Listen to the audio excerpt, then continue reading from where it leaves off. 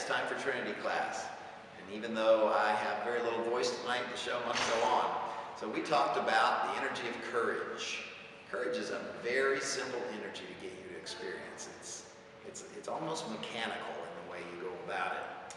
Courage is kind of the compression sock of the energy world. It supports the energetic flow through your body in times of stress and trouble. Here's how it works. You take somebody who's agreed to this, and you say, I'm going to scare you. And then you ask them, what was your experience inside? Where did the energy go? Did your breath stop anywhere? Did you feel anything tighten or loosen? What was happening inside of you? I felt pressure on my perineum. Yeah. And I felt tension up. Yeah. Typically, when a person's scared, even if somebody says, I'm going to scare you, and you know it's coming, there's a little bit of a flinch response. And if you're looking inside and are aware, you can notice that your breath tends to stop right here at the diaphragm. This area clenches up. Conversely, this area down here loosens up, which is why, stories of people being really scared, they wet their pants, because all the muscles here relax, and these muscles tighten up and they can't breathe. Breath stops right there, and this gets really loose. That's fear.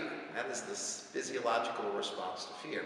Courage is basically just the opposite of that. It is getting this area loose and this area tighten up.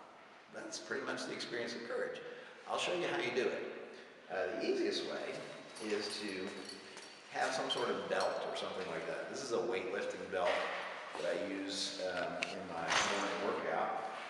But it doesn't have to be anything fancy like this. You can use a regular dress belt from your closet. You can tie a sash or one of those rubber workout bands or something like that.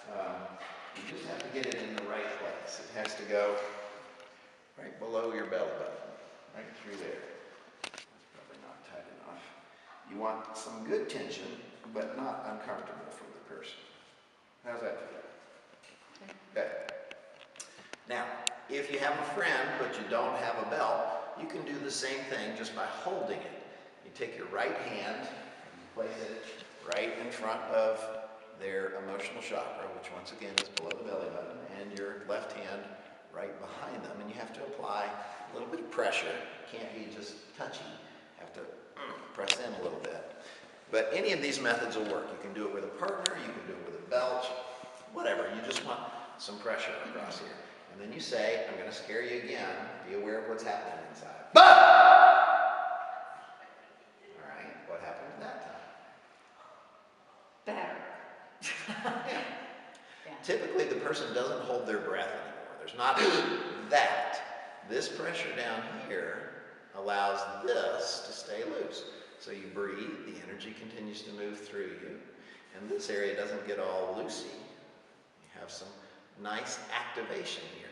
We don't want tight muscle here. We're not talking about clenched, but that thing where you're going to pull somebody and apply some pressure, and here I'm starting to move her, but up until this point I'm not moving, but I am exerting a little bit. I'm activating those muscles, and that's what we want. We just want activated muscles down here, not clenched muscles.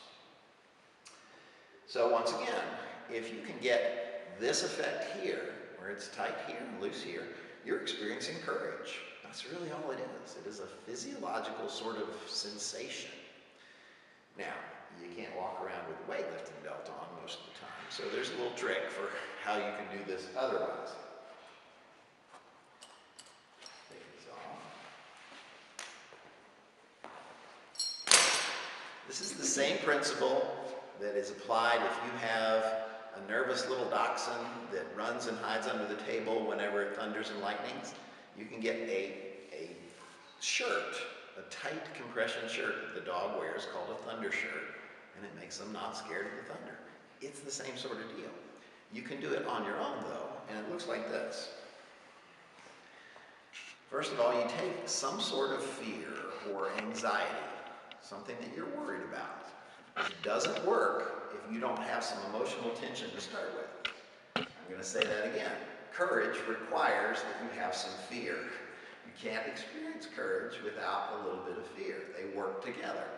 But you take that and you feel it all collect here. You're worried about something. Your taxes or the kids' grades at school or something that bothers you. You worry about that. You feel it tighten up in here. And then you just press it down. Get it to go down here. Once again, we don't want clenched. We just want activated. And again. Breathing that tension down. And one more time. Nice. And now we're going to turn our body 45 degrees and raise our hands with our elbows pointed down. This locks that in place. Just like that. So if you get this person to do this technique for you,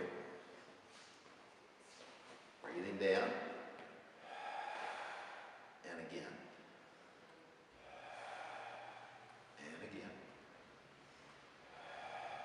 and then hands up, turn, lock it in place, 45 degrees, head face forward, but torso 45-degree angle to that.